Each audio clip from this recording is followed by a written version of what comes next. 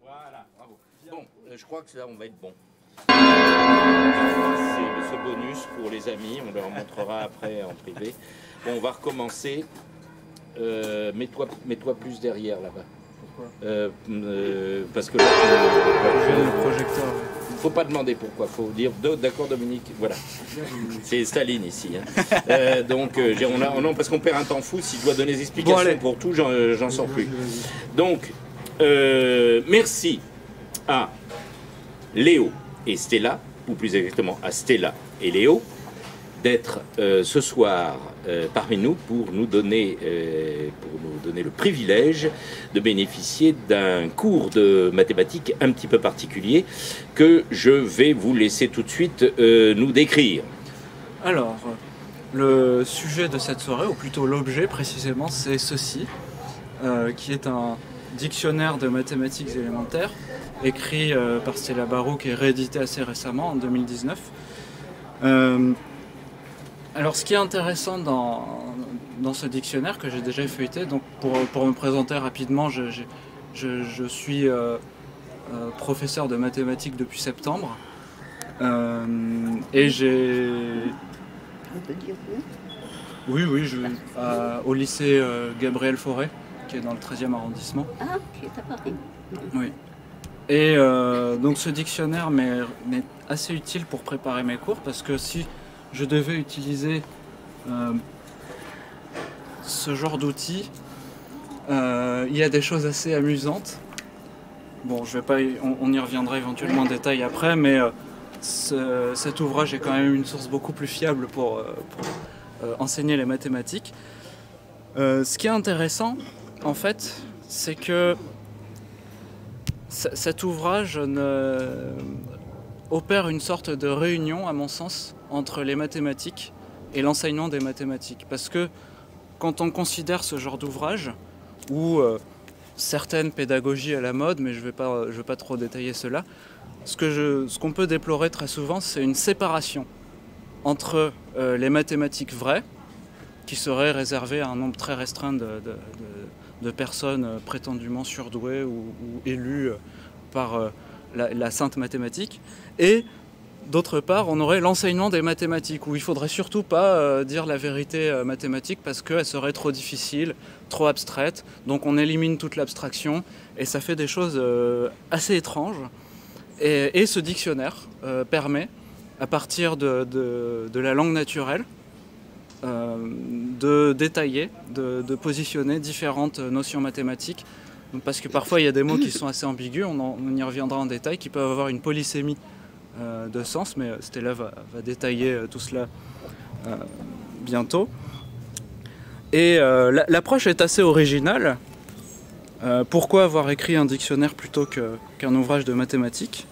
On peut se poser cette question, mais avant de poser cette question, il y a un personnage très récurrent dans ce dictionnaire, un personnage que vous avez appelé Claude. Alors, je vais vous poser deux questions, et ensuite on posera... ensuite j'aurai d'autres questions, mais pour commencer, pour ouvrir le séminaire, j'aimerais vous poser deux questions. La première question, qui est Claude? Et la deuxième question que je voudrais vous poser, c'est pourquoi un dictionnaire plutôt qu'un ouvrage, plutôt qu'un autre manuel scolaire de mathématiques? Donc, je vous laisse la parole. Bon, alors les deux questions sont étroitement dépendantes. Pour dire qui est Claude, il me faut un petit temps de parole. Alors, je suppose que j'y suis autorisée. Évidemment. Ça s'est fait... ça remonte à très loin. C'est-à-dire mes premières expériences d'enseignement. J'avais commencé par enseigner les mathématiques en collège et dans des instituts privés jusqu'en terminale, il y a fort longtemps de ça. Mais étant donné que ça avait fort bien marché dans un collège où les élèves s'intéressaient, répondaient, etc., le directeur a eu une très curieuse idée, c'est de me confier, de me poser la question en disant « Est-ce que vous seriez intéressé par une classe de 7e ?» Je lui dis « 7e ? Qu'est-ce qu'on fait en 7e ? On ne fait pas de mathématiques. Bon. » Il m'a dit « Non, ce que je vous propose est très étrange, étant donné le contact que vous avez avec les élèves. Ce sont des élèves difficiles. Vous feriez tout avec eux. » Projet absolument incroyable que j'ai accepté. C'est-à-dire passer les journées d'école avec des élèves supposés en inappétence scolaire ou pire. Bon, très bien. Et là, ça a été assez formidable. C'était épouvantable pour moi d'enseigner de l'histoire dont je n'avais pas la moindre idée, de la géographie, bon, la grammaire, le français, ça allait tout seul, mais tout ça, tout ce que fait un enseignant face à ses élèves à l'école, c'est simplement prodigieux. Ça suppose un savoir, entre guillemets, universel. Bon. Donc, l'année se termine et forte de cette expérience, je fais une demande, comment ça s'appelait, pour des instituts, pour enseigner les mathématiques à mon niveau, collège, lycée, etc. Et je suis repérée par quelqu'un d'absolument passionnant qui venait de fonder un centre d'études pédagogiques, comment ça s'appelle ? Non, l'Institut médico-pédagogique. J'ai raconté tout ça dans Échecs et maths. Et cet Institut médico-pédagogique, eh ben, il n'avait rien de médical à proprement parler, mais c'était les mêmes élèves à une grande échelle, du point de vue de l'inappétence scolaire, de l'ignorance, etc. Et il m'a donc proposé cette chose tout à fait remarquable qui a permis à tout un processus de se mettre en marche, à savoir m'occuper des élèves de collège, mais les reprendre en particulier. C'était une nouveauté absolue, c'est-à-dire avoir en face de soi un élève qui n'a pas compris votre cours. Bon. Et deuxièmement, chose tout à fait étonnante encore pour moi, m'occuper des petits. Ceux qui ne savaient pas, des petits, qui ne savaient pas multiplier ou additionner en se disant qui peut le plus, peut le moins. Si on enseigne les logarithmes, on doit bien savoir enseigner la soustraction et l'addition. Ce qui est archi faux. Il n'y a rien de plus difficile que d'enseigner à des enfants les débuts des mathématiques. Donc ces deux composantes allaient toutes les deux se rejoindre.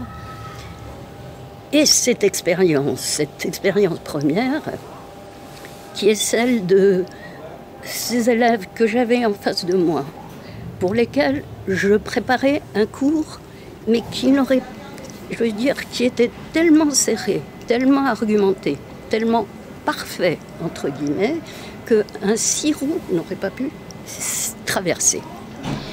Et voilà qu'un jour, un des élèves me demande « Est-ce que je peux vous voir ?» C'était mademoiselle, je crois, à l'époque. Je dis « Oui, pourquoi ?» Il dit « Il y a quelque chose que je n'ai pas compris. » Comme une espèce de soufflet, là. Quelque chose qu'il n'avait pas compris alors que j'expliquais si merveilleusement. Je dis « Bon, ben écoute, voyons-nous, tel jour à telle heure, c'était prévu dans les statuts. » Et donc je dis « Alors, très bien, maintenant tu vas me dire, qu'est-ce que tu n'as pas compris ?» Il me dit « Mais c'est quand vous avez dit que la racine carrée de 3 est égale à 9, alors là, j'ai pas compris. » Je lui dis « Quoi ?» Il me dit « Oui, quand vous avez dit la racine carrée de 3 est égale à 9. » Je lui dis « Moi j'ai dit ça, mais j'ai jamais dit ça. Mais je comprends pas que tu dises ça, toi. » Si, je vous assure. Bon. Et dans toute ma carrière qui a suivi, on ne peut pas imaginer le nombre d'élèves qui m'ont dit 3 divisé par 0, ça fait 3. Ah bon ? Ben oui, c'est le prof qui l'a dit. Bon. Donc, ça a été le point de départ d'une réflexion qui a été pour moi extrêmement féconde, parce que j'ai eu la chance de ne pas me dire que cet élève avait des ennuis personnels, que ça se passait mal entre son père et sa mère, qu'il était peut-être à la recherche de ses racines et qu'il avait du mal de les trouver, parce que c'était très à la mode à cette époque-là. Donc je me suis simplement demandé, mais pourquoi il a entendu quelque chose que je n'ai pas dit? Qu'est-ce qui s'est passé? Quel est l'espace à traverser là pour atteindre, pour que la chose dite soit la chose entendue? On a la chance en français que entendre, ça veut dire à la fois ouïr et comprendre. Alors, entendre ce que dit un professeur, quand ça se passe de cette façon-là, eh bien, pourquoi? Donc, ça a été cette interrogation première. Et à partir de là, il y a eu les maths modernes. Et il y a eu une de mes amies, avec laquelle je parlais beaucoup de ce que je faisais, de mon métier, etc. Et le vacarme des maths modernes était incroyable. On voyait en grand caractère dans les journaux, ma fille me prend pour une idiote. Ou alors, comment? C'était quelle année à peu près ça? C'était dans les années 70 et quelques, 70. 70. Ma fille me prend pour une idiote, ou ce polytechnicien qui n'avait pas trouvé que il y avait deux définitions qui devaient, on a demandé, l'ensemble des uns est-il égal à l'ensemble des autres? Pas du tout. L'ensemble des gens qui mesurent plus de 3 mètres, avec l'ensemble des éléphants qui mesurent 3 cm, est-ce que les deux ensembles sont égaux? Pas du tout. Un éléphant, c'est pas la même chose qu'une personne. Eh bien, zéro. Ce sont des ensembles vides. L'ensemble vide de l'un est égal à l'ensemble vide de l'autre. Donc, voilà, c'était tout ce grand désarroi que les maths modernes avaient produit. On en parlait avec cet ami qui travaillait au Seuil, et je lui ai dit, tu sais, c'est incroyable, hein, parce que tout le monde pense que c'est à cause des maths modernes, mais les maths modernes ou les maths tout court, c'est la même chose, les raisons sont les mêmes. Elle m'a dit, bon, eh ben, pourquoi tu n'écrirais pas ça? J'ai dit, pourquoi je n'écrirais pas ça? Et ça a été échec et maths. Et échec et maths, ça a été une explosion qui a absolument transformé ma vie. Parce qu'une fois que ce livre est sorti en disant « Regardez ce qui est proposé aux élèves, regardez de quoi est faite une erreur, regardez de quoi est fait le discours qui est adressé », eh bien, vous comprendrez mieux que, au lieu de marquer horreur, parce qu'à l'époque, on marquait encore horreur sur les copies, je crois que ça a disparu, eh bien, au lieu de marquer horreur, on se poserait la question de savoir pourquoi la chose que j'ai dite face à quelqu'un qui n'est pas stupide, loin de là, pourquoi est-ce que la réponse est celle qui a été donnée? Car c'est une réponse. Et c'est ça qui n'était pas pris en compte. C'est une réponse, quelque chose s'est passé dans la tête de l'élève, et cette chose a laissé des traces par écrit. Pourquoi ne sont-elles pas interrogées en relation avec la chose dite? Chose dite, chose oui, est-elle la chose entendue? Eh bien non. Alors pourquoi? Voilà. Donc, à partir d'échec et maths, où est né le personnage de l'automate, à l'époque, je tapais à la machine. Non, je tapais pas à la machine. Tout était écrit sur des feuilles de couleur pour la première version, deuxième version, troisième version, et je le donnais à taper à une dame. Elle a enlevé tous les H d'automate en pensant que j'avais fait une faute d'orthographe. Est-ce que vous pourriez préciser ce que vous appelez un automate? Alors un automate, c'est quelqu'un comme on va en rencontrer plein. Et comme vous en avez déjà pas mal rencontré. C'est-à-dire qui écrit, dont la main écrit des choses sans que forcément sa tête, si j'ose dire, y participe vraiment. Il y a quelque chose qui y participe, bien sûr. Mais justement, c'est toute la question. Alors, j'en termine pour arriver à Claude. Comme on le voit, ce sont des séries d'intersections, de coïncidences, voilà. Parce que échec et maths, ça m'a donc projeté, mais absolument dans la francophonie tout entière. Et tout le monde est mis en jeu par les mathématiques d'une façon incroyable. J'ai reçu un courrier comme ça. J'ai été invitée par des matheux, des psychologues, des psychanalystes, des orthophonistes. Je veux dire, tout le monde met en jeu.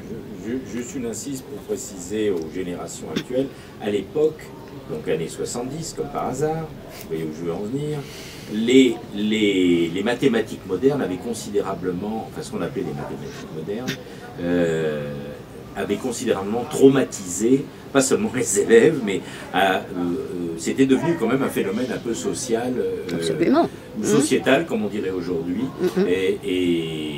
Et donc, Stella se retrouve au centre de la vaste controverse polymorphe qui avait lieu à l'époque à ce propos. Extrêmement polymorphe. C'était ça qui était justement intéressant, et surtout tout le courrier que je recevais. Et le jour où on l'a frappé à ma porte et où quelqu'un m'a dit « Bonjour, je suis l'automate », et qui m'a raconté sa vie. C'est incroyable. Mais il y a des gens qui m'écrivaient pour me parler de la façon dont leur père avait vécu dans la contrainte et sa formation de polytechnicien ou de normalien, etc. Bon, bref. Donc, tout ça m'a absolument amené à répondre à de très nombreuses sollicitations dans de très nombreux domaines. Et j'ai été invitée partout. Et j'ai tout accepté parce que je voulais savoir c'était quoi l'échec. Pourquoi, jusqu'où, comment. J'ai accepté de m'occuper d'apprentis, d'aller voir ce qui se passait. J'ai été invitée par le Centre national du bâtiment, c'était à Marne-la-Vallée. Mes amis me disaient, mais qu'est-ce que tu en as à faire d'aller à Marne-la-Vallée?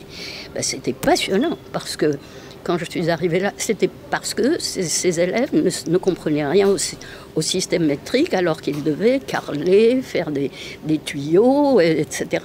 Bon. Et c'est là que j'ai rencontré un apprenti maçon qui ne savait même pas lire, mais qui savait transformer les francs anciens en francs nouveaux. Chose extraordinaire. Hétérogénéité, qu'est-ce que c'est que l'ignorance? Pourquoi? Il ne sait même pas lire, bon, bref. Mais quand je suis arrivée, il y avait une énorme table de multiplication sur le mur et mes contremaîtres me disaient, je leur apprends ça à coups de pied quelque part.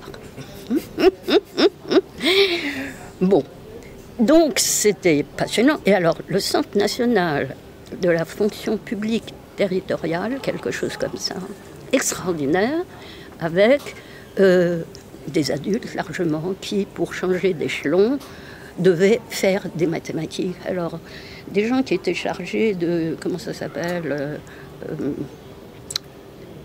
je sais pas, de nettoyer des jardins, ou voilà, devaient savoir le théorème de Pythagore, etc. Un jour, il y a une espèce de colosse là qui suivait, alors ils étaient absolument obligés de le faire, hein, de passer l'examen qui allait y correspondre. C'était une espèce de colosse, donc, tatoué partout. Il était là, en renfrogné, genre, vous savez, je suis pas là de mon plein gré, hein, à écouter des sornettes. Et bon, et le jour où j'ai dit, alors aujourd'hui nous allons parler de fractions, il s'est levé d'un seul coup, il me dit, sans moi, ma petite dame. Il dit, mais monsieur, je ne vous contrains en rien, c'est dans le programme qu'on m'a indiqué, sans moi. Je lui dis, mais monsieur, je vous en prie, voilà, je vais commencer. Il dit, bon, ben, je vais voir. Il s'assied. Et à un moment donné où je parle d'unité, justement, est-ce que 3/4 est égal à 6/8? Je lui dis, mais 3/4 n'est pas égal à 6/8. Il s'est levé quand même. Il me dit, vous avez dit que 3/4 n'est pas égal à 6/8. Je lui dis, oui, on ne devrait pas dire égal. Si vous divisez une tarte en 8, si vous me dites que 3/4 c'est la même chose que 300/400e, eh bien votre tarte ce sera de la bouillie et ça n'aura aucun rapport avec... bon. Ah, il s'est rassis.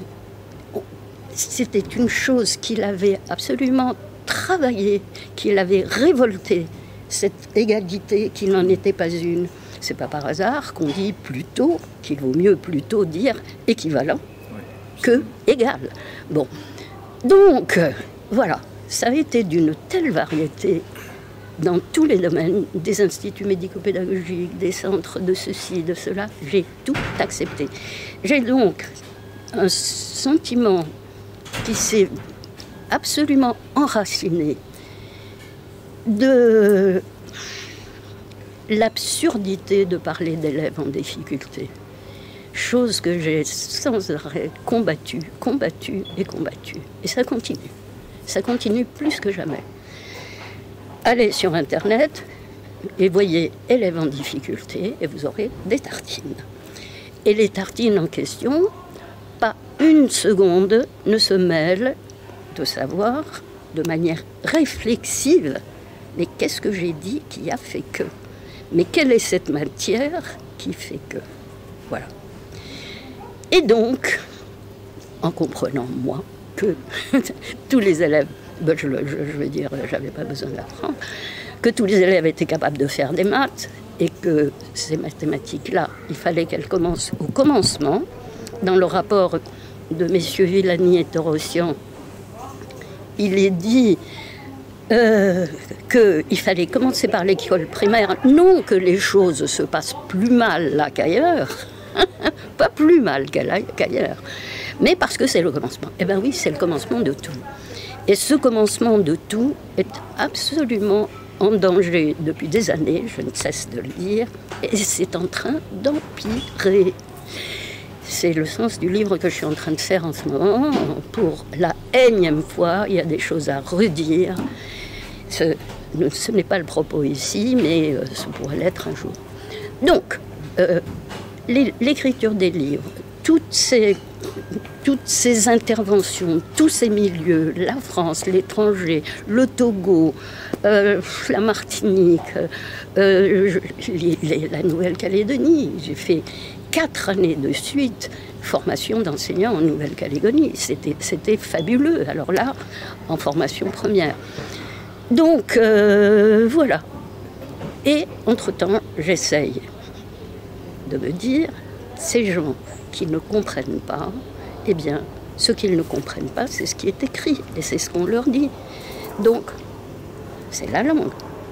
Donc, si on s'y prend d'une certaine façon, eh bien, on devrait pouvoir y arriver. Bon, et là-dessus survient l'élément majeur, et j'aurai fini pour la naissance de Claude. L'événement majeur, c'est cet élève qu'on me confie, en particulier, en me disant, vous savez, vous êtes sa dernière chance. Il a horreur de ça, on dit mathématiques, il se bouche les oreilles, il se ferme les yeux. C'était pas malin de me le dire, parce que ça faisait peser un tel poids. Il dit d'accord. Bon, arrive, heureusement, j'avais oublié. J'avais oublié ce qu'on m'avait dit. Il avait un problème d'algèbre ou du calcul ou je ne sais pas quoi. On le fait, ça se passe plutôt bien. Et je l'entends avec ravissement me dire, alors à la semaine prochaine, oui, très bien. Eh bien, la semaine prochaine, il revient. Il avait un problème de géométrie à faire qu'il n'aurait même pas tenté de faire, tellement ça lui faisait peur, tellement il s'en sentait incapable. Et dans ce problème de géométrie, il rouvre en se disant, finalement, la dame, qu'est-ce qu'elle m'a dit? Ça, qu'est-ce que ça veut dire? Et ça, qu'est-ce que ça veut dire? Et ça, qu'est-ce que ça veut dire? Alors il a l'idée de prendre le petit Larousse ou le Robert de l'époque, je ne sais pas. Et ça a été extraordinaire. C'est marrant, ça me donne ça me donne la chair de poule, rien que de me souvenir de ça. Il est venu avec la figure, comme on dit, on devrait dire le dessin, avec la figure du problème. C'était un problème d'orthocentre. Orthocentre, jamais rencontré d'orthocentre avec les copains ou ailleurs. Eh bien, il avait trouvé orthocentre, point de concours des hauteurs. Il va chercher hauteur. Il trouve perpendiculaire côté, etc. Perpendiculaire parallèle. Il y a tellement d'élèves qui se trompent entre perpendiculaire et parallèle. Eh bien, perpendiculaire, c'était comme ça. Il a su faire comme ça, 2 fois, trouver le point qui devait être l'orthocentre. Il est revenu avec la figure et il m'a dit, voilà madame, je n'ai pas su démontrer ce qu'on voulait que je démontre, mais ça a été un cadeau. Je l'ai pris comme un cadeau. Et ça allait peser lourd dans ma vie, puisque, voilà, 6 mois après, je me suis dit, mais voilà, ça avait germé. Si les élèves avaient un dictionnaire de mathématiques, comme on a un dictionnaire de russe, d'anglais ou de... Ben, peut-être que ça les aiderait à traverser cette épreuve. Bon, ben, je propose ça au seuil, qui saute dessus et qui me dit, ça marche. Combien de temps il vous faut? Je dis, bah, 2 ans. Très bien, on signe. Ça m'en a pris 14. Ça m'en a pris 14. Entre-temps, quand même, dans les 14 années, il y a l'écriture de l'âge du capitaine. Pour me récréer, pour récréation, parce que l'incident le fameux problème non-sensique était survenu et que de nouveau il y avait des débats et que je me suis dit c'est absurde que je n'en sois pas parce que ça continue, l'élève en difficulté, etc. D'accord. Donc, je m'attelle à l'écriture de ce dictionnaire. C'était souvent, il y avait des jours où c'était désespérant, où je me disais mais dans quoi je me suis lancée, mais c'est épouvantable. C'est... bon. Et à plus d'un mi-chemin, à l'article démonstration. À l'article de démonstration, comme dans pas mal d'articles, je dis, mais l'élève pourra penser que... Mais l'élève... Donc, à l'article démonstration, vous ne voulez pas regarder, ce serait pas mal. Donc, cet élève qui dit que, qui réagit, puisque ça lui était destiné, cet ouvrage. Je me dis, l'élève, bah, ça peut être un garçon, ça peut être une fille. Alors, pour commencer, l'élève prétend ne pas savoir ce que c'est qu'un parallélogramme. Mais cet élève, c'est qui j'ai sans arrêt eu. Alors, Claude consent, mais qui, je vais mettre il consent. À l'époque, la question n'était pas du tout à la mode. Hein. On ne genrerait pas comme aujourd'hui. Mais c'était donc tout simplement parce que, voilà, le mettant en scène, pour commencer, l'élève prétend que c'est vrai, car c'est, etc. Il consent à ce que, eh ben non, c'était plus possible. Je ne sais pas pourquoi, ça m'a sauté à la tête ou aux yeux de me dire, l'élève, ça va pas, il faut que je trouve un prénom et que ce prénom soit garçon ou fille. Et j'étais aux 2/3 pas aux 2/3 du livre, parce que ça va dans tous les sens, quand voilà. Et j'en parle à Jean-Marc. Il me dit, mais quoi? Tu vas pas réécrire? Je dis, je vais réécrire. Je vais réécrire partout où il y a l'élève, il y aura Claude. Et ça va supposer, évidemment, des réajustements grammaticaux, syntaxiques. Et je mets, non pas au défi, mais je serais très amusée que quelqu'un qui trouve que c'est genré, que mon Claude est genré, que ma Claude est genrée. Alors, en parlant, c'est très difficile, mais en écrivant, bon, c'est un défi de plus. Ça m'amusait beaucoup de faire des tournures de phrases où il soit impossible de savoir. J'avais le choix avec Dominique, mais Dominique, c'est long. C'est long. Il y a Dominique, il y a Claude et il y a... Camille. Qui? Camille. Et Camille, voilà. Il y en a beaucoup. Bon, enfin, il y en a Claude, pas mal. Ben, Claude. Voilà Claude. Voilà, Claude. En voilà plus, pourquoi Claude. Qui est Claude? Exactement. Et ça répond enfin à qui est Claude. Claude, eh ben, il se trouve que Claude, étymologiquement, ça veut dire claudiquant. Ah. Mais je ne l'ai pas fait exprès. Ça s'est trouvé après. C'était un cadeau. Eh bien, Claude, c'est un claudiquant, heureux ou malheureux, jeune ou vieux. Ça a tous les âges, ça a tous les sexes. Et ça a tous les milieux sociaux. Et il ne faut pas venir me dire que c'est parce qu'on est dans un milieu défavorisé qu'on a des difficultés. Les difficultés, elles sont au départ à partir de la chose qui est dite dans toutes les écoles. de France, Navarre d'ailleurs, et qui fait que les difficultés sont petit à petit fabriquées et que les difficultés ne sont pas celles de l'élève, elles sont celles de l'institution. Voilà. Alors voilà qui est Claude. Voilà, là c'est une bonne première question et une bonne réponse consistante. Là. Alors, vous avez à peu près répondu aussi à la deuxième question. Alors, je vais peut-être développer un peu la question de l'objet dictionnaire, parce qu'on aurait... donc, qu'est-ce que vous pourriez dire par rapport à un manuel scolaire classique? Qu'apporte quel est le plus de l'approche linguistique des mathématiques? Comment on fait pour utiliser le dictionnaire? Alors, on peut avoir un usage intuitif, dès qu'il nous manque quelque chose, on peut aller chercher un terme, etc. Mais il y a aussi des discussions très intéressantes dans l'introduction du dictionnaire sur les 3 langues qui sont parlées dans un cours de mathématiques. J'aimerais bien que vous expliquiez un petit peu quelles sont ces 3 langues parlées dans le cours de mathématiques, comment elles s'articulent entre elles et comment elles sont développées dans le dictionnaire. Alors, j'avais prévu quelque chose, je ne sais pas si ça va intéresser tout le monde.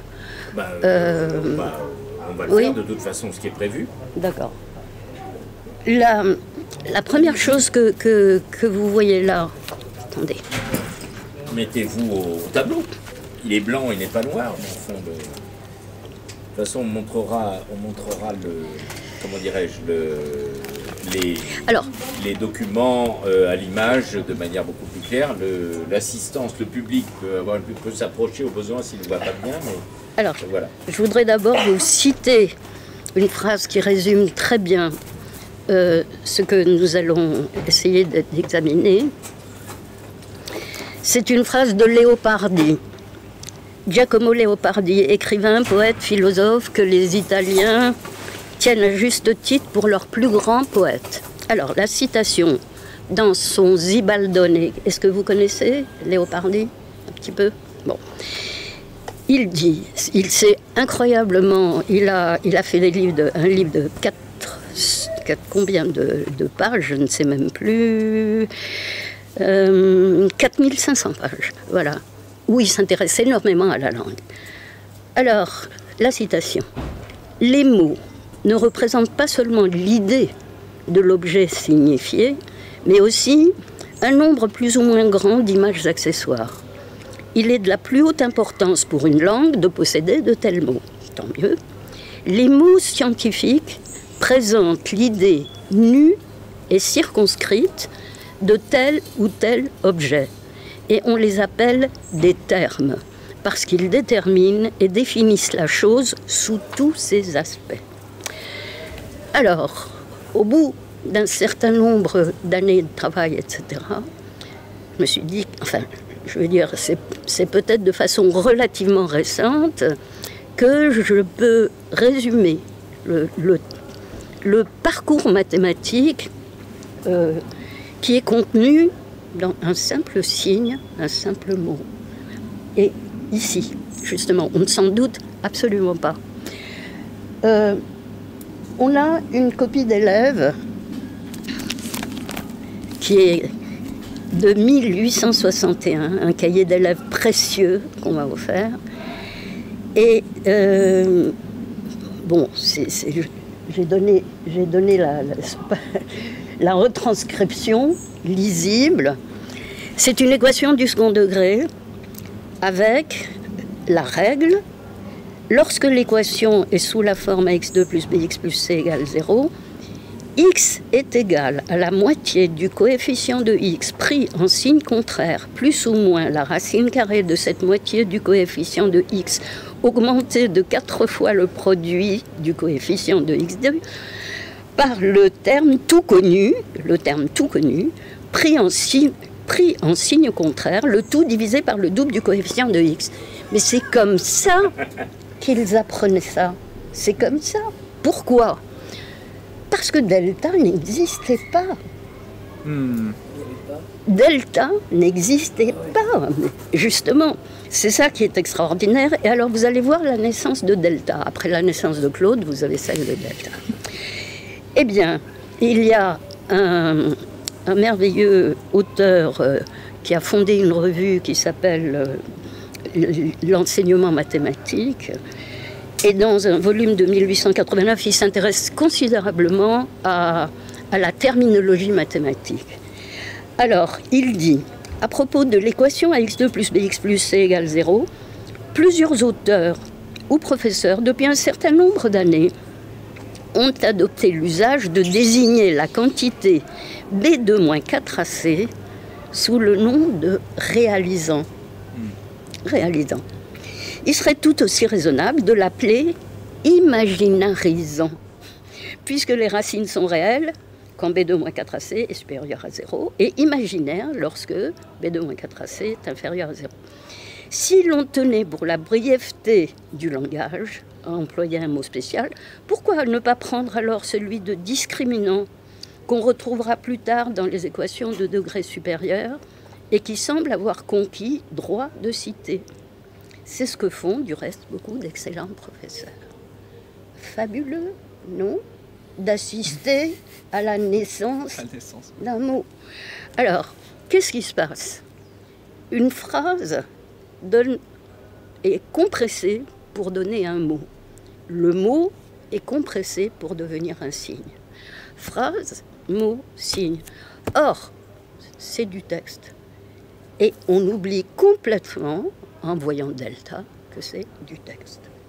Et on ne voit rien d'autre derrière que quelque chose du genre qui donne, si ça a donné le titre d'un autre de mes livres, si 7 égale 0, c'était un delta qui avait été trouvé par des élèves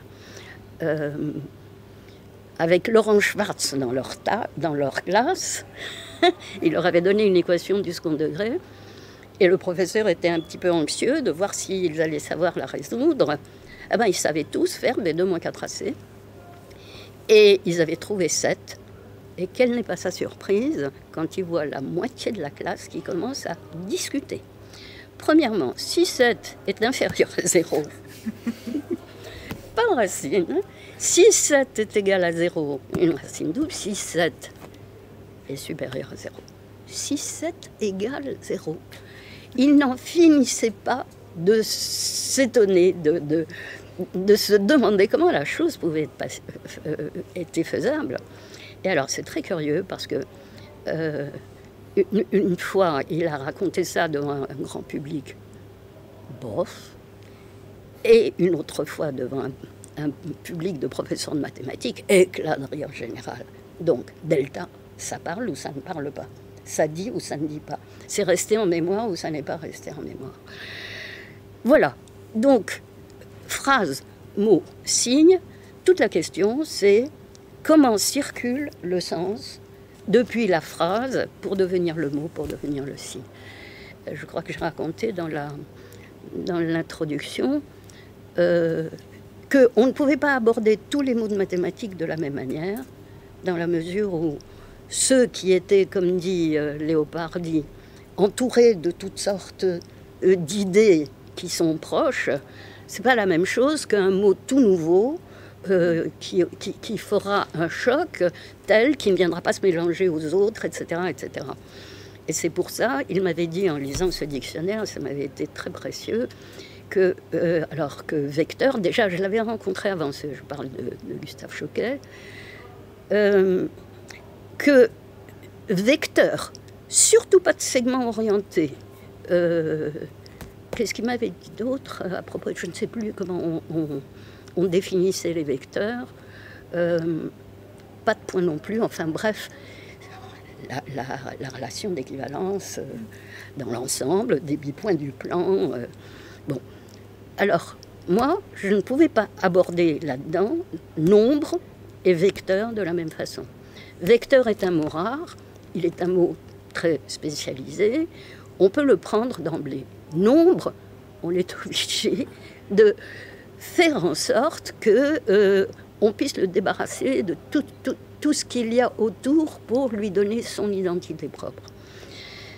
Donc, la question, c'est comment aborder un mot. J'ai commencé par 0, j'ai abandonné. En 3 mois, je n'arrivais pas à faire cet article, évidemment. Pourquoi? Parce qu'il y avait l'histoire, parce que d'où ça venait, parce que, je veux dire, en plus de l'idée fondatrice, il y avait des quantités de choses auxquelles je n'avais absolument pas pensé. C'est-à-dire, un mot est inscrit dans l'histoire, il est inscrit dans une pratique sociale, il est inscrit dans une pratique institutionnelle, et c'est là où on voit des langues différentes, et mathématiques par-dessus le marché.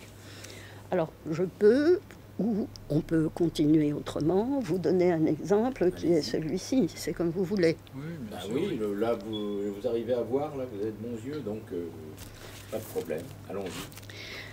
C'est une histoire que j'aime beaucoup, que j'ai lue dans Mathématiques et mathématiciens de Magnard, chez Magnard, pardon, de Don Huttard. Alors, il s'agit de l'extraordinaire école normale de l'an 3, qui a été décrétée par la Convention pour former ceux qui devaient être les futurs instituteurs de toute la France. Et donc, cette école, malheureusement, on dit que c'est un grand échec parce qu'elle n'a duré que 5 mois. Mais ce qui a pu s'y passer est absolument extraordinaire. Les professeurs étaient Laplace, Lagrange. Bon. Alors, donc, dans ce livre d'histoire des mathématiques qui est remarquable, dont je viens de parler, je tombe sur cette chose qui est... il y avait des sténographes qui prenaient les cours de ces immenses, prodigieux... Lagrange, lui, il s'agira de Lagrange. Lagrange, c'était le plus grand savant universel à l'époque, 1795. Donc, il arrive là, il a devant lui des instituteurs, de futurs instituteurs, et il dit aujourd'hui on va parler de l'arithmétique. Et au moment où il était en train je sais pas, de parler de système de numération, n'importe quoi, il s'interrompt parce qu'il y a un théorème qui lui plaît beaucoup et dont il a envie de parler. Et ce théorème, le voici. Voici comment il a donc été retranscrit. Si un nombre est premier, comme 5, le produit de tous les nombres inférieurs, 2, 3, 4, plus l'unité, le produit donc de tous les nombres inférieurs à 5, hein, ça fait 2 fois 3 fois 4, on est d'accord, tout le monde suit? Oui. Bon, plus 1, donc le produit de tous les nombres inférieurs, plus 1, eh bien, à ce moment-là, on peut diviser par le nombre en question. Prenons 5. 5, les nombres inférieurs, c'est 1, 2, 3, 4, d'accord? Si on les multiplie les uns par les autres, 2 fois 3, 6, 6 fois 4, 24. Si on ajoute 1, ça fait 25, et 25 est divisible par 5. Prenons 7. Qui veut s'y mettre? Mounir. On y va. 2 fois 3, 6. Fois 5.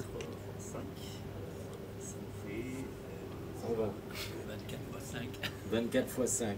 Ça fait 5 fois 20, 100. Et 5 fois 4, 20, 120. Et multiplié par 6. Alors multiplié par 6, 600 et 120. 720. 720. 720, c'est donc le produit de tous les nombres inférieurs à 7. On aimerait que 7 soit un nombre premier. Donc, tous les nombres inférieurs à 7 multipliés entre eux, ça donne 720. On ajoute 1, ça fait 721. Et ce nombre est divisible par 7. Merveille de l'arithmétique. Beauté des mathématiques. Mais c'était ça, il était absolument enchanté de son théorème. Alors, d'autant plus enchanté, j'ai fait des petites recherches autour, parce que ce théorème-là, il dit, c'est un des plus beaux qu'on ait encore trouvé. Il est surtout remarquable en ce qu'il a toujours lieu lorsque le nombre proposé est premier et qu'il n'a pas lieu quand le nombre n'est pas premier, ce qui est aisé à vérifier. Je vais vous demander de travailler tout à l'heure à propos de ce théorème. C'est-à-dire, on va essayer de voir comment on peut arriver à cette compression qui, aujourd'hui, va exprimer ça. Bon, alors, je continue juste pour dire que ce théorème-là, on l'appelle le théorème de Wilson, mais il n'est pas de Wilson. Wilson était un juriste qui a exaspéré un mathématicien qui s'appelle Charles Morgan, qui déjà essayait de démystifier la soi-disant découverte par Pascal de toute la géométrie. Il y a encore un qui s'instaure, auteur de, alors qu'il n'a jamais rien fait, Wilson, il était juriste. Bon, donc... Fermat était juriste aussi. Qui? Fermat était juge. Oui. Il avait beaucoup de temps libre. Oui, non, mais bien sûr, c'est pas du tout un inconvénient, loin de là, mais je veux dire, il n'était que juriste. Oui. Bon. Alors, il avait déjà proposé son théorème, il s'agit donc de Lagrange, à l'Académie de Berlin. Et il s'exprime un tout petit peu différemment de la façon dont il s'exprime face à ses instituteurs. Vous m'entendez là? Bon.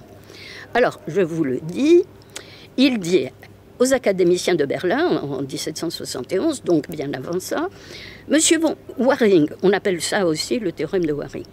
Monsieur Waring fait honneur de ce théorème à Monsieur John Wilson, mais il n'en donne point la démonstration. Et il paraît même insinuer que personne ne l'a encore trouvé. Du moins, il semble qu'il la regarde comme extrêmement difficile. Cette raison, jointe à l'élégance et à l'utilité du théorème dont il s'agit, m'a engagé à chercher une démonstration. Élégance, utilité. Et celle que j'ai trouvée m'a paru mériter l'attention des géomètres. Très bien. Alors, c'est écrit là, la façon dont s'exprime Lagrange face à ses pairs, cette fois-ci. Si n est un nombre premier quelconque, le nombre 1, multiplié par 2, par 3, par 4, par 5 jusqu'à n-1, plus 1 sera toujours divisible par n. C'est-à-dire, explique-t-il, que le produit continuel des nombres 1, 2, 3 jusqu'à n-1 inclusivement, étant augmenté de l'unité, sera divisible par n. Ou bien que si l'on divise ce même produit par n, on aura -1, ce qui est la même chose, etc. Voilà. Alors, oserais-je vous demander, Léo, de nous traduire ça? Traduire ça. Alors, en quelle langue? En langue mathématique, quasi pure. Moi, j'ai... Si n est un nombre premier quelconque, ce nombre continué, c'est quoi? C'est factoriel n-1 plus 1. Voilà, factoriel n-1 plus 1. Ce produit continuel, donc, s'appelle une factorielle. Ça a été trouvé des années après. Bon, d'ailleurs, factoriel, il est là-dedans. Sera divisible par n. Alors, cette divisibilité par n, qu'est-ce qu'on dit maintenant pour dire que c'est divisible? N divise... alors, il y a plusieurs manières de le dire. Symboliquement, on écrit... je vais peut-être l'écrire au tableau. Bah, bien sûr. Au tableau, puisque c'est un cours.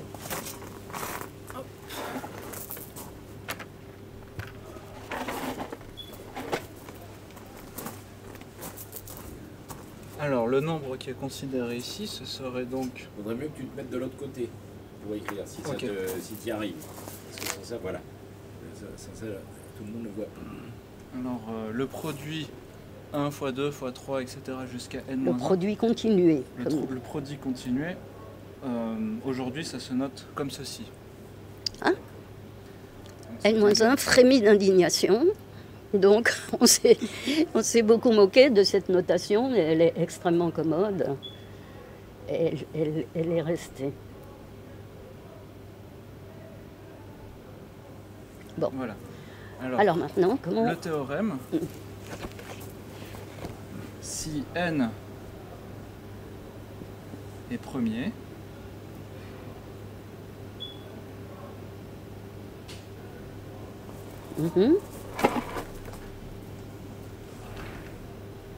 alors n divise, c'est comme cela qu'on note aujourd'hui,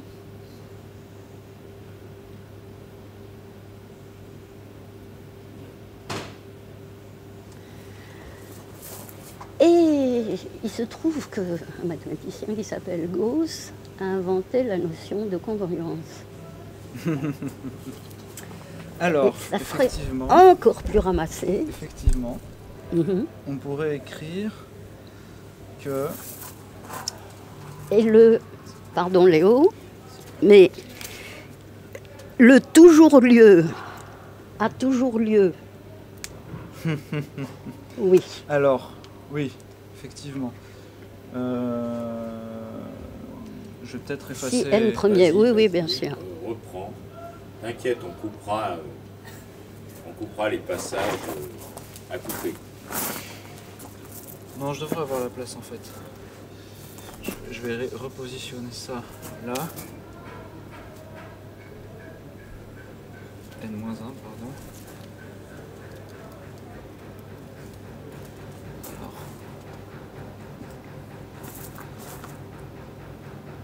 On écrit, puis tu te pousseras après, comme ça tu verras. j'appelle P l'ensemble des nombres premiers.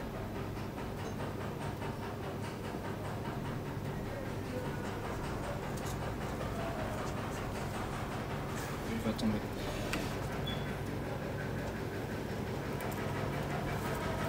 Là, on va écrire donc, un langage assez compact.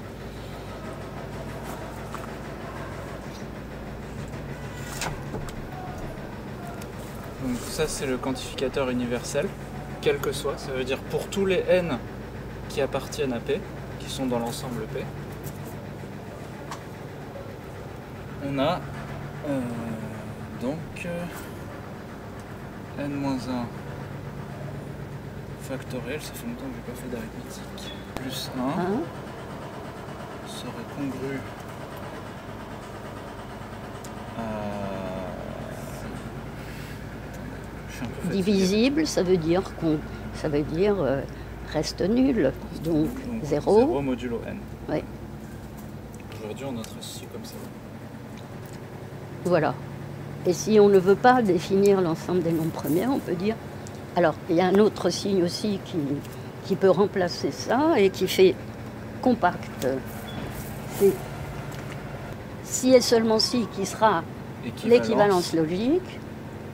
Ah oui, oui, effectivement, là, il manque une information. Voilà. P premier équivaut à... Factoriel effectivement, factoriel n-1. P-1 P, pardon, oui. factoriel plus Plus 1 1, congru. congru à 0 Voilà. Modulo. modulo n. Voilà. Effectivement, Voilà alors ça c'est vrai, Oui, mais cette affirmation est encore plus forte parce qu'on a Exactement. aussi l'autre sens. exactement. Voilà. On voit quand même l'extraordinaire compactification de ce que c'est. Alors, je ne voudrais pas avoir l'air pédagogiste, mais je crois qu'on peut vraiment dire que ça, c'est un texte autant que ça. Simplement, voilà, il est ramassé. Donc, comment accéder au sens d'un texte quand il en arrive là?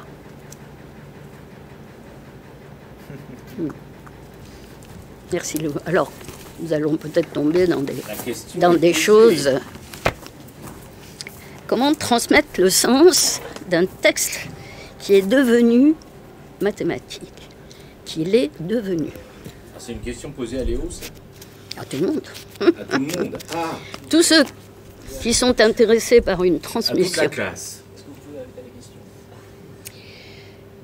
Comment arriver à transmettre du sens mathématique? Alors là, justement, je ne sais pas.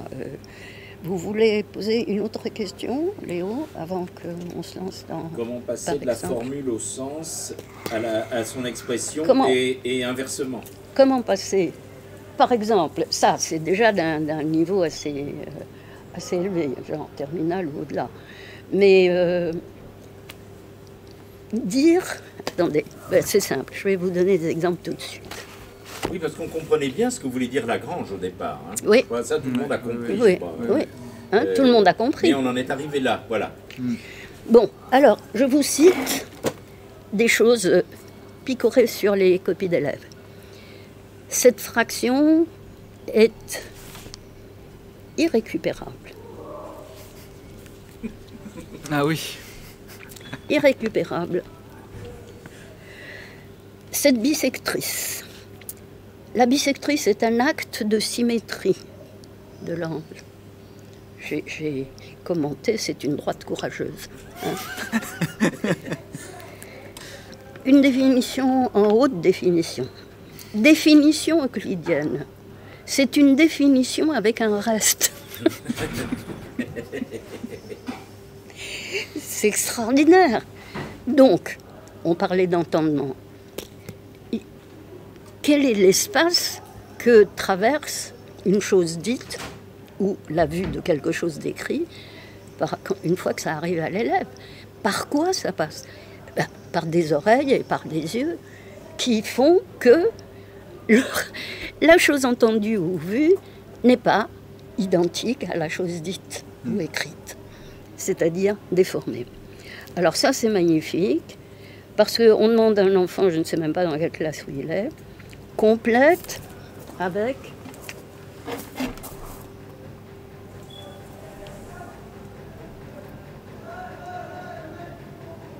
ou.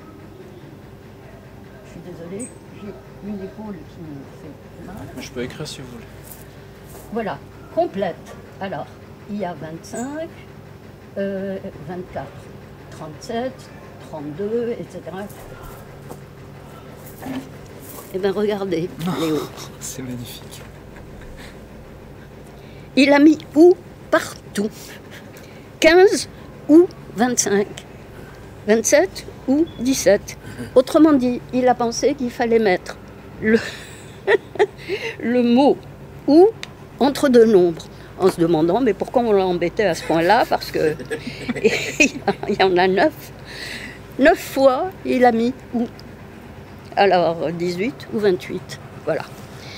Et c'est extraordinaire parce que on ne vérifie jamais ce qu'ont entendu les enfants. On voit si ça passe ou si ça casse. Si ça casse, ils sont en difficulté.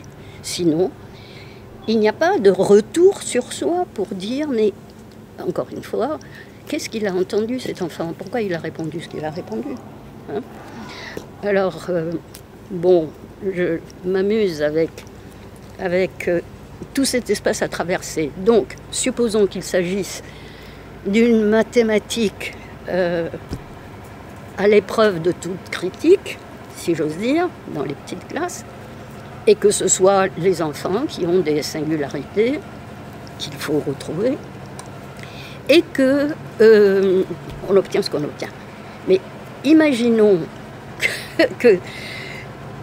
que ce soit assez approximatif, comme on pourra le voir tout à l'heure. Bon, pour l'instant, j'ai trouvé en lisant La République de Platon une chose assez extraordinaire qui m'a ravie. Parce que quand on était petite, on avait une comptine avec mes petites amies qui nous ravissait, et vous allez voir que c'est d'un niveau très approximatif. On s'amusait de un homme assis debout sur une planche qui n'était pas dessous de lui, pleurait en riant la mort de son fils qui n'était pas né. Ça nous amusait follement. Alors pourquoi ça nous amusait follement? Probablement comme espèce de révolte contre le sens imposé, c'est quoi être assis ou debout, c'est quoi, etc. Eh bien j'ai retrouvé ça dans Platon, La République. Un homme, à un moment donné, il propose une énigme à son interlocuteur, en disant « Un homme qui n'en est pas un a frappé sans le frapper avec une pierre qui n'est pas une pierre, un oiseau qui n'est pas un oiseau, sur un arbre qui n'est pas un arbre. » Alors, c'est quoi la solution de l'énigme? Un homme qui n'en est pas un eunuque, a frappé sans le frapper, ça veut dire a jeté mais n'a pas touché, il a frappé mais ça n'a pas frappé la personne en question, avec une pierre qui n'est pas une pierre. La pierre qui n'est pas une pierre, c'est une pierre ponce. Et un oiseau qui n'est pas un oiseau, c'est une chauve-souris. Et un arbre qui n'est pas un arbre, eh ben c'est un roseau. Et vous avez une phrase comme ça qui a l'air de ne pas tenir debout et qui tient parfaitement debout. Alors, j'ai fait l'équivalent de ce que pourraient entendre des élèves de 5e. En classe, voici deux nombres, 14 et 3. Le premier nombre, qui n'est pas premier, mesure en centimètres le côté du triangle qui n'est pas de côté, c'est-à-dire qui part du premier sommet qui n'est pas au sommet, jusqu'au deuxième sommet qui ne l'est pas non plus. Pour partager ce côté en 3, on pose la division du premier nombre par le second. On s'aperçoit que le diviseur n'est pas un diviseur de 14. La division est euclidienne, ça veut dire qu'elle ne tombe pas juste. Fais un dessin et mesure ce que tu as trouvé pour vérifier ce que la division a produit comme quotient.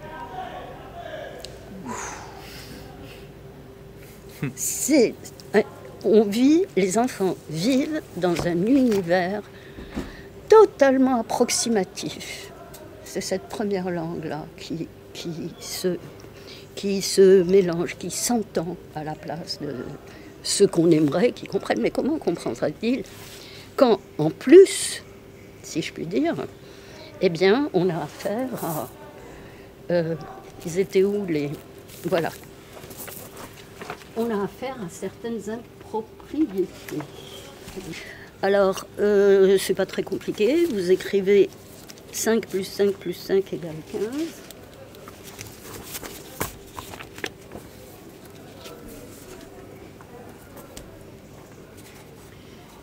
Alors, dans cet exercice-là, les deux s'appellent la dictature de l'addition. Enfin, c'est moi qui leur ai donné évidemment ce titre. Avec cette écriture-là, il est écrit, pour les enfants, on dit que 5 est le tiers de 15. On dit que 5 est le tiers de 15. Vous êtes d'accord? Oui. Jusqu'à présent, oui. Je suis désolée, Léo. Je vois pas ce qui vous autorise à dire que 5 est le tiers de 15. À partir de cette égalité. Exactement. Oui. Oui, oui, oui. Alors? Eh bien, il faut transformer cette écriture en multiplication. En multiplication, en produit. En produit, merci. Oui, absolument, oui, oui. D'accord. Eh bien, transformez-la en produit.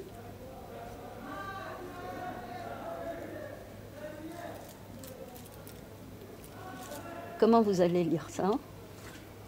3 fois 5 est égal à 15. D'accord. Donc là, on pourra dire que 5 est bien le tiers de 15. Moi, j'ajouterais encore quelque chose. Oui. Pour pouvoir affirmer ça de manière certaine. Ah. C'est comme j'expliquais à mes élèves il y a quelques semaines. J'ai expliqué cela métaphoriquement. Une égalité, c'est un peu comme une balance qui a deux membres. Alors, il faudrait plutôt que je me mette comme ça pour l'expliquer. Un membre de gauche et un membre de droite. Et on peut transformer une égalité à condition que la balance reste équilibrée. Donc si vous avez une série de poids sur votre balance et que vous enlevez les 2 tiers de chaque côté, ou que vous multipliez par 1 tiers, la balance restera équilibrée, à condition que vous le fassiez des 2 autres côtés. Donc ce qu'on peut faire ici, c'est d'écrire que... Alors je ne sais pas si c'est compréhensible par des élèves qui apprennent la multiplication, par contre. Donc, si je multiplie 3 fois 5 par 1 tiers, pour que la balance soit équilibrée, il faut aussi que je multiplie à droite par 1 tiers. Mais on sait que la multiplication est une opération qui commute, donc on peut, et qui est associative, donc on peut la faire dans l'ordre que l'on veut, en commençant par les facteurs que l'on veut. Donc c'est aussi égal, je pense que... Je crois que vous pouvez enlever ça. Non, je vais avoir la place là. Je vais avoir la place. Je peux aussi écrire 3 fois 1 tiers fois 5 est égal à 1 tiers fois 15. Ça fait 1 tiers de 15. Voilà. Et ce nombre-là, alors à condition de ne pas prendre des petits ou des gros tiers, comme le père de Marius, 3 fois un tiers, c'est égal à 1. Oui. Donc ça... Oui, c'est ça, ça se neutralise, on neutralise le... Et donc, à la fin, nous avons bien 5, c'est bien un tiers de 15. D'accord. Effectivement, ce n'est pas du niveau de CE2 ou CM1 où se situait l'exemple. L'exemple, on voudrait que 5 plus 5 plus 5 soit égal à 15, alors que 5, ça dépend lequel je prends. Si je prends celui-ci ou celui-ci ou celui-là, ce ne seront jamais que les termes d'une somme. Si on me dit ce 5 c'est quoi, je dirais c'est un terme d'une somme dans laquelle il est le troisième terme. Rien ne m'amène à dire, avec cette forme-là, que c'est le tiers de 15. D'accord ? C'est arbitraire et ça induit les élèves ça les met dans le plus grand brouillard possible. Bon, qu'on va voir se reproduire avec le deuxième exemple. Alors ça, c'est extrêmement intéressant parce que ça met en jeu quelque chose d'archi commun, courant, de n'importe quel niveau, et que ça entraîne un nombre d'erreurs absolument faramineux. La multiplication, quand on ajoute le même nombre dans une addition, on peut faire une multiplication. Bon, exemple, 3 répété 5 fois s'écrit comme ceci, donc comme cela. Mais est-ce que c'est vrai? Est-ce que c'est vrai? Est-ce que 3 répété 5 fois, qu'on écrit comme ça, est-ce que c'est pas comme la petite que je connaissais l'a interprété? Qu'est-ce qu'elle a fait? Elle sait ce que veut dire répéter. Je te répète ça depuis tout à l'heure. Hein? J'arrête pas de te répéter que... Bon, donc, vous allez écrire... Mais où? Vous allez écrire 3.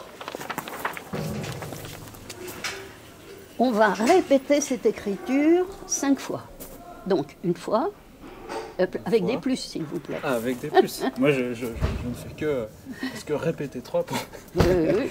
Donc, ben, voilà. C'est ce qui est dit. Hein. Donc, je mets un 3. Ah oui. Voilà. Ah oui, bien sûr, oui. Alors, donc, je la répète 5 fois. Donc, une fois, 2 fois, 3 fois, 4 fois, et 5 fois. Et ça fait 6 fois 3. Et pas 5 fois 3. Et on a exactement la même chose pour l'écriture des puissances. C'est-à-dire 5 à la puissance 3, vous allez l'écrire. Eh bien, c'est 5 multiplié 3 fois par lui-même. Donc 5 multiplié 3 fois par lui-même, ça va faire 5 fois 5 une fois, 2 fois et 3 fois. Exactement. Et là, on a un petit problème. Eh bien ça, vous trouvez ça sous des plumes respectables, respectées et savantes. Hein? Je ne donnerai pas de nom. Mais le nombre de gens qui vous disent « A la puissance n, c'est A multiplié par lui-même n fois », ou dans les classes, je ne sais pas. Bon, et ça rend tout le travail sur les puissances absolument extrêmement difficile. Répéter 3 fois, ce n'est pas avoir 3 facteurs. Donc, il y a tout un travail de langue à faire sur les opérations, ça, on pourra en reparler si ça vous intéresse, qui est que il faut savoir, il faut qu'il y ait les mêmes choses derrière les mêmes mots, derrière somme, derrière produit, derrière opération, derrière calcul, derrière égal, derrière etc. Voilà. Donc, quand en plus des difficultés d'entendement normal, parce que ça doit traverser un espace qui est absolument saturé de mots, de sons, etc., Si en plus il y a des impropriétés comme ça, eh ben, vous voyez, on est mal parti. D'ailleurs, on voit où on est arrivé. Voilà. Alors, peut-être de façon plus rapide, puisqu'il reste un peu moins de temps. Pardon Léo, je vous enverrai un texte sur les 3 langues très spécifiquement. Oui, d'accord. Parce que là, ce que j'essaye de montrer, c'est de quelle façon ça s'imbrique. Non, mais c'était très bien. Oui. J'avais une petite... Alors moi, personnellement, mon appréciation du livre est excellente, comme vous le savez. Le seul reproche que je pourrais faire à ce dictionnaire, c'est en fait qu'on aimerait qu'il soit... Moi, j'aimerais qu'il soit encore plus gros.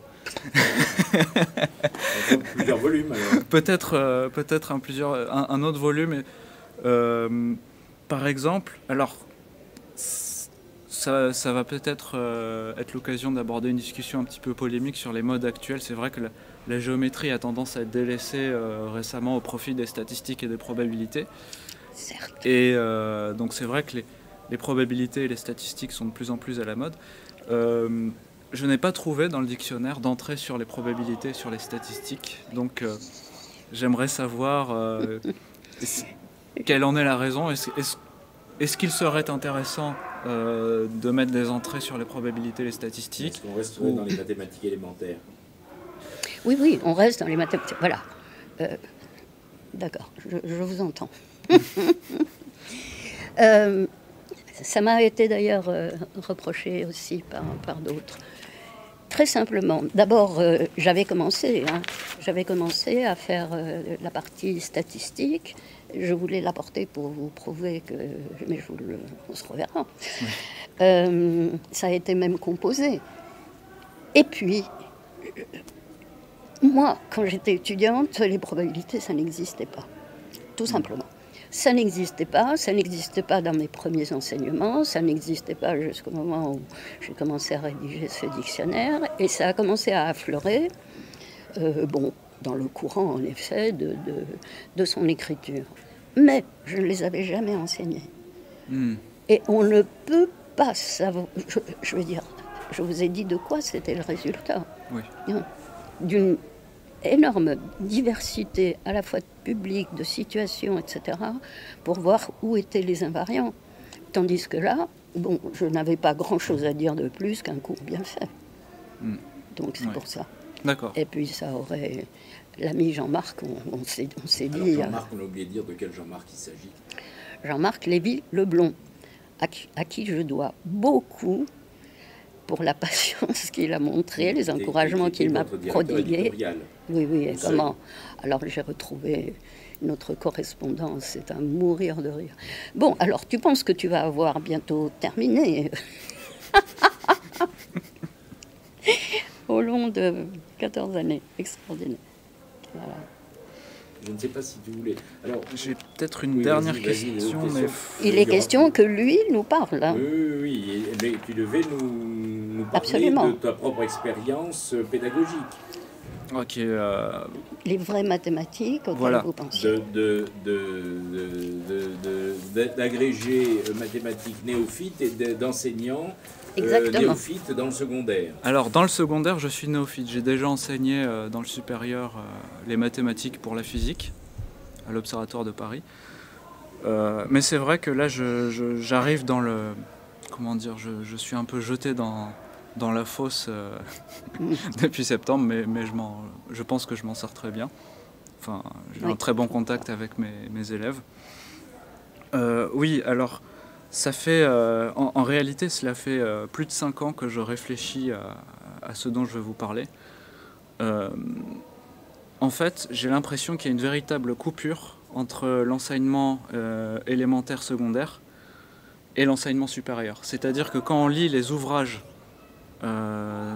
d'enseignement secondaire, ou primaire, alors sauf évidemment celui-là, mais je parle plutôt de ce genre de choses, ce genre de manuels scolaires qui circulent beaucoup dans les lycées, ou j'allais dire pire, mais bon, je vais rester prudent ce soir, ou autrement les livres écrits par les chercheurs en didactique. de l'enseignement primaire et secondaire, il y a une séparation, une sorte de gouffre abyssal qui est volontaire, qui est pensé, entre... ah oui, il est conceptualisé. C'est-à-dire que quand on discute entre collègues stagiaires et formateurs à l'INSPE, qui est l'institut qui forme les professeurs, on dit oui, mais tel théorème n'est pas vrai parce que nanana, enfin, on donne des arguments d'ordre mathématique. Souvent, les formateurs nous répondent oui, mais en enseignement des mathématiques, ce n'est pas vrai.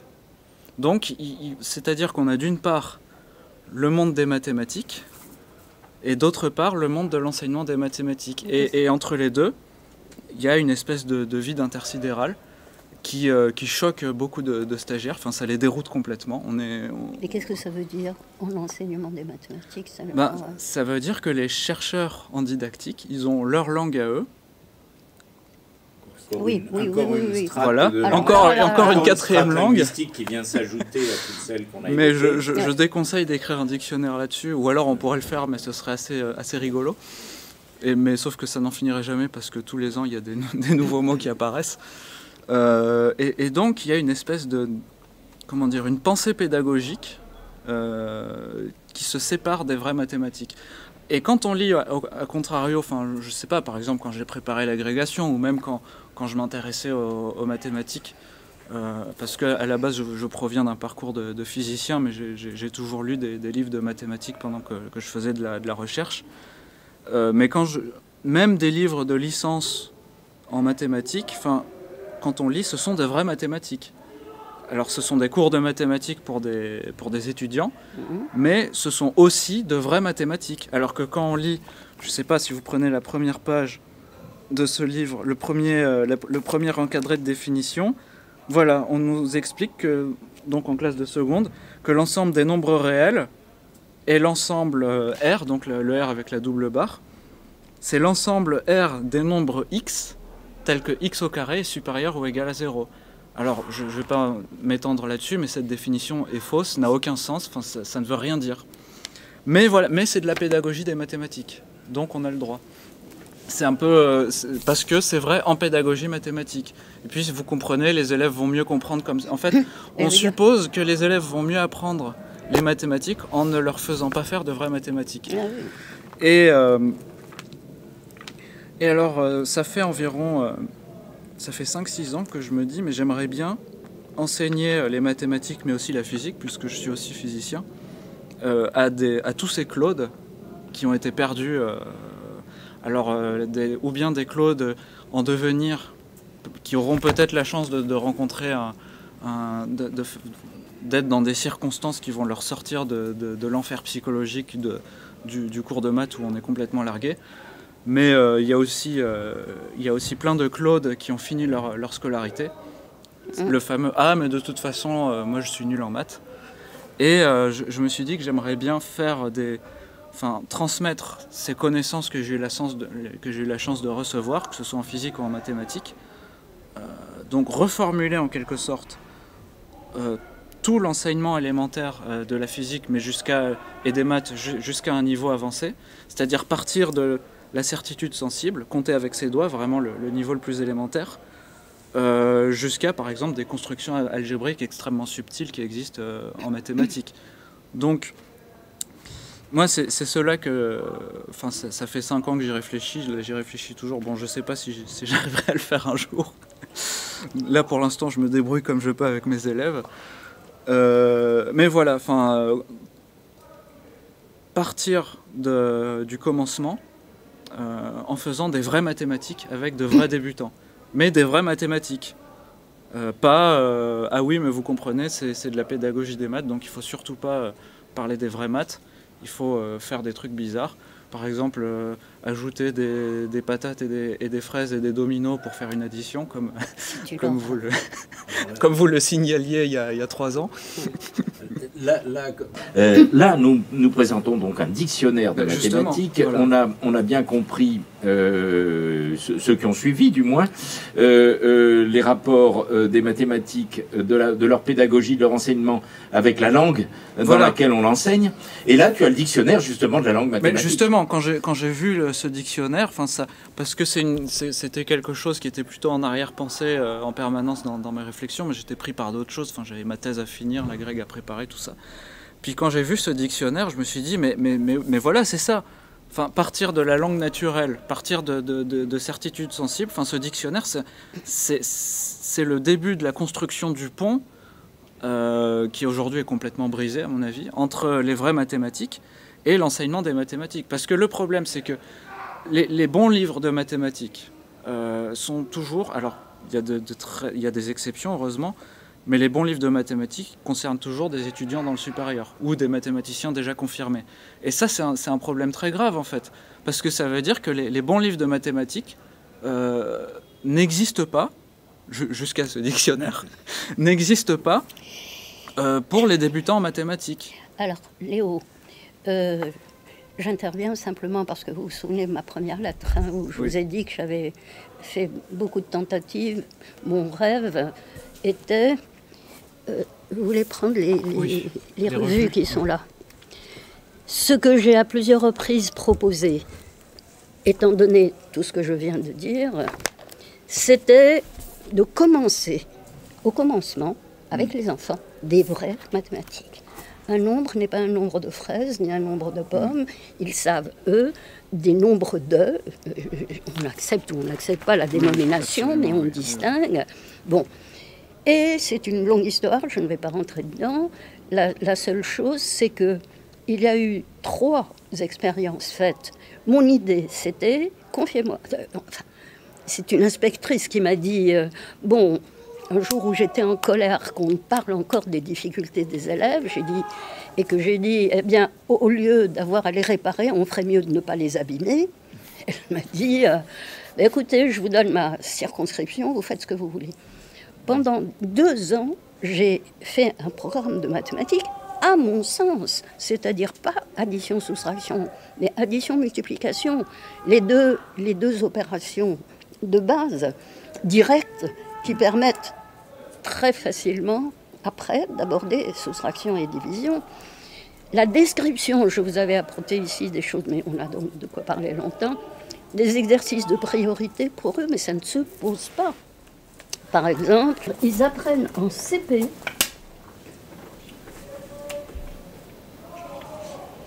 à écrire «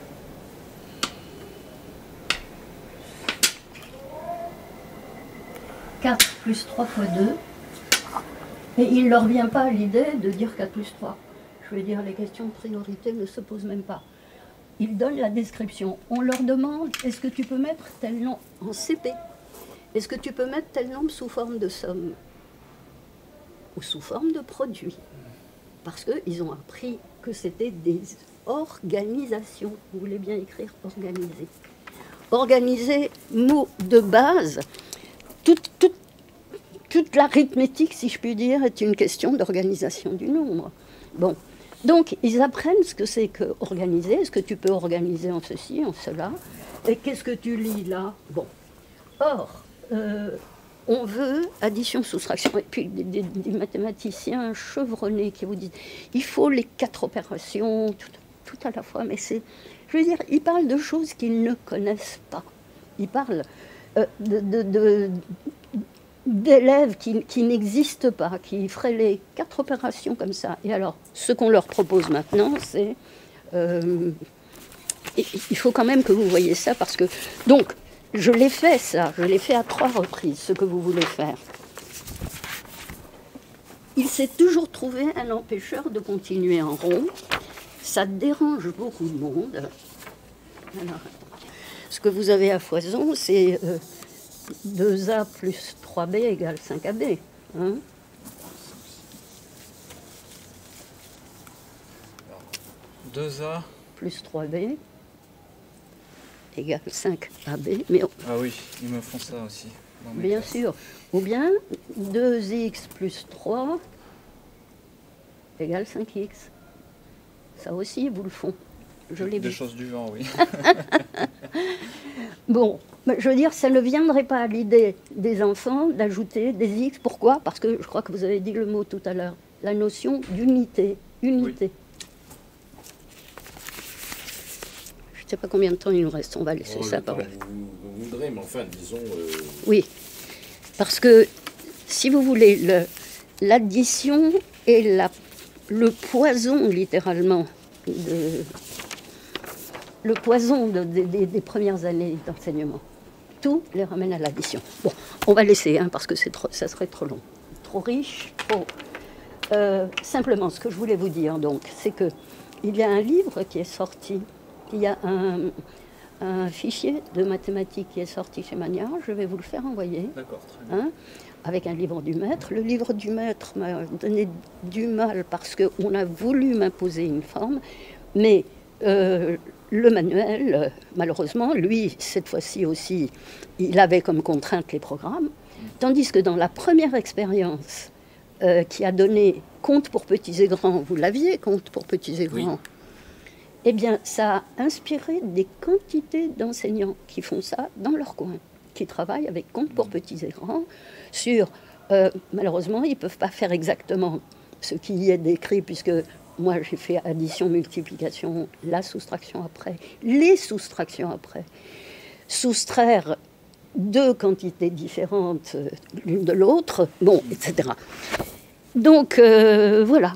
Et l'idée, c'était d'arriver jusqu'en 6e et qu'il n'y ait plus cette fameuse coupure entre collège et oui. Entre école et collège, ou entre collège et lycée. J'ai fait toutes ces choses-là. Voilà. Alors, si vous arrivez à... Moi, je suis 1000 fois encore partante dans ce qui me reste de temps, de vie, je veux dire, pour mettre à l'épreuve. J'ai rencontré des gens qui me disent, mais madame... avec ce qu'ils ont appris jusqu'en CE2. En CE2, ils font des problèmes extraordinaires, c'est-à-dire que...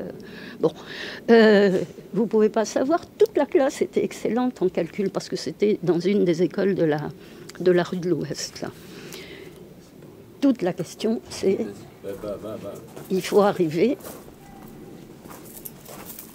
à mettre quelque chose qui tienne debout sur la durée. Oui. Et ça ne m'a jamais été accordé, encore une fois. Je vais vous inviter quand même à vous orienter vers la conclusion. Oui. Comme on disait à la Samaritaine, nous vous invitons à vous orienter vers nos caisses. Hein. Commencer par le commencement. Voilà, et oui. Faire des vraies mathématiques dès le début. Dès le début. Les distinguer d'une pratique courante d'aller oui. Acheter d'un croissant. Ah, oui. Voilà, ça a été... Ça intéresse aucun élève, ça. Tu sais, c'est une question qu'on a souvent évoquée déjà, parce que là, qu'est-ce qu'on a? On a, comme d'habitude, là, c'est même pas des rapports ou des relations qu'on établit, c'est même des calculs entre des choses incommensurables. Oui, absolument. Tu vois ce que je veux dire? Oui, oui. La spécialité de nos adeptes, soi-disant experts, scientifiques et qui ne se présentent pas mathématiciens, en particulier les écologistes. On additionne, on multiplie des trucs sans se préoccuper évidemment de l'unité. Oui. Ni du fait de savoir si qu'est-ce qu'on additionne, qu'est-ce qu'on mélange. Typiquement ça. Voilà, et ça nous donne ce que nous a montré Stella. Est-ce qu'on peut accepter ça dans les évaluations nationales? C'est une abomination, ça. Mais c'est une abomination. Et bon, j'ai fait 2 articles qui sont parus, dont un qui paraît chez vous. Eh bien, ça rend modeste, hein, ça ne les a pas découragés. Ça a recommencé. C'est incroyable, je veux dire, c'est indigne, voilà, indigne. Vous ajoutez des doigts, un signe, je sais pas quoi, et puis avec des chiffres. Et il faut dire 13. Oui, et ça vous donne la taxe carbone. Je fais un raccourci un peu rapide, mais voilà. Oui, et on s'aperçoit que ça ne marche pas très bien, comme ils l'observent actuellement. Ils se creusent la tête en disant oui, mais ça va être ennuyeux de baisser les impôts sur l'énergie, puisqu'on a expliqué qu'il fallait absolument au contraire augmenter les taxes. Et parce qu'ils n'ont pas commencé par le commencement, eh bien, ils se retrouvent dans la panade, y compris le gouvernement. Bon, pardonnez-moi, c'était une pique personnelle. Donc, je vous laisse la conclusion conjointe. Alors, je vais peut-être commencer, puis je vous laisserai le dernier mot. Y a pas... Oui. Donc oui, pour commencer par le commencement, que ce soit chez les tout-petits ou chez les adultes fâchés avec les mathématiques, Absolument. Eh bien, voilà. Oui, ça je pense que c'est une bonne conclusion. Voilà. C'est commencer par ça. Par exemple, un des articles que j'ai adoré, qu'est-ce qu'un nombre? Voilà. Vous allez à l'entrée nombre et vous lisez l'article sur nombre. Qu'est-ce qu'un nombre? Et comme disait Hegel, ce qui est bien connu, pour cette raison qu'il est bien connu, n'est pas connu. Oui. Et je m'arrêterai là. Exactement. Merci Léo. Je mettrai d'ailleurs sur le site et sur la vidéo le nombre, pour que chacun puisse commencer à réfléchir sérieusement, tout simplement en trouvant la définition des mots qu'ils utilisent et le sens que ça doit avoir dans le contexte où ils l'utilisent. Là, comme il est un peu tard... Peut-être laisser Stella dire quelques mots. Oui, je vais laisser Stella conclure, bien sûr, mais c'était juste pour dire qu'il n'y aura pas de discussion et de débat, du moins dans la partie filmée. Oui, on va rentrer à l'intérieur dans très peu de temps, boire un coup, se restaurer après l'effort, le réconfort, et ceux qui le souhaitent pourront se faire dédicacer le livre, on le fera à l'intérieur. Et là-dessus, évidemment, Stella, je vous laisse la conclusion. Je suis heureuse que Léo existe. Réellement. Je confirme réellement. Je l'ai rencontré, vous aussi. Oui, vous vous souvenez de la façon dont j'ai réagi simplement à votre échange de courrier. Je ne le connaissais pas. Et je me suis dit, c'est formidable. Il y a donc la possibilité que quelque chose recommence dans l'espoir de faire bouger les choses. Voilà.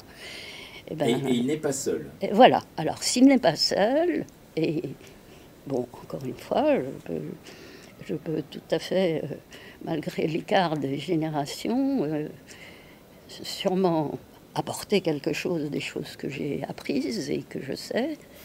Et je souhaite de tout mon cœur qu'il y ait la naissance d'un nouveau projet qui commence au commencement. Merci. Merci à tous les deux. Bravo. Donc, on va conclure là-dessus ce premier cours. Je pense que les...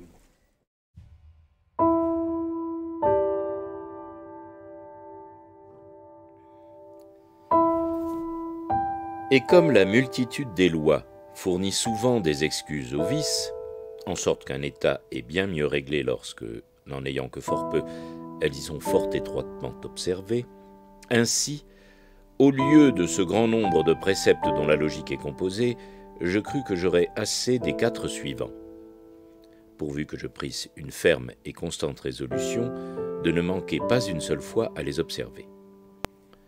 Le premier était de ne recevoir jamais aucune chose pour vraie, que je ne la connusse évidemment être telle, c'est-à-dire d'éviter soigneusement la précipitation et la prévention, et de ne comprendre rien de plus en mes jugements que ce qui se présenterait si clairement et si distinctement à mon esprit que je n'eusse aucune occasion de le mettre en doute.